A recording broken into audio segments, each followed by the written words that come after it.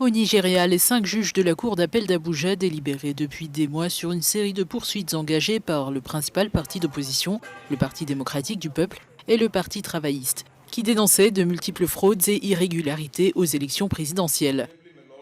Toutes les requêtes des partis d'opposition visant à annuler la victoire du président Bola Ahmed Tinubu lors de l'élection présidentielle contestée de février dernier ont été rejetées et déclarées sans fondement par les juges.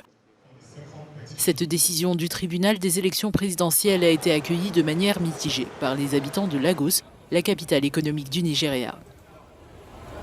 Les autorités ont fait croire qu'il s'agissait d'une procédure classique, sans appel, comme s'il n'y avait pas vraiment matière à litige.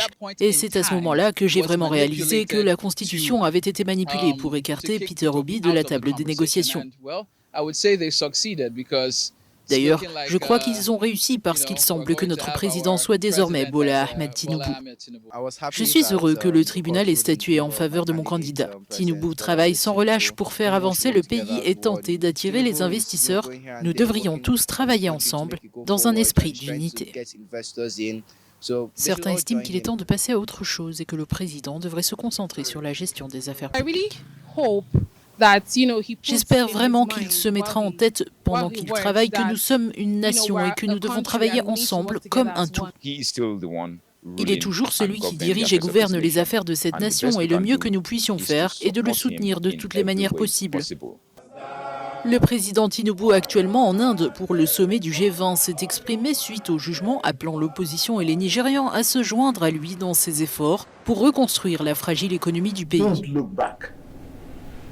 Ne regardez pas en arrière, regardez en avant. Tirons le pays vers le haut et avec votre aide, mes amis, mes collègues, et vous tous, je promets de faire plus. À l'issue du scrutin présidentiel de fin février, Bola Tinubu avait été déclaré vainqueur avec 37% des suffrages. À 71 ans, il a devancé entre autres le candidat travailliste Peter Obi, un outsider favori de la jeunesse, qui a constitué une première dans l'histoire démocratique du Nigeria, en tenant tête aux 2 principales formations politiques du pays avec 25% des voix. Peter Obi et l'ancien vice-président Atiku Abubakar ont déclaré qu'ils demanderaient justice en portant la dernière décision du tribunal devant la plus haute juridiction du Nigeria, la Cour suprême.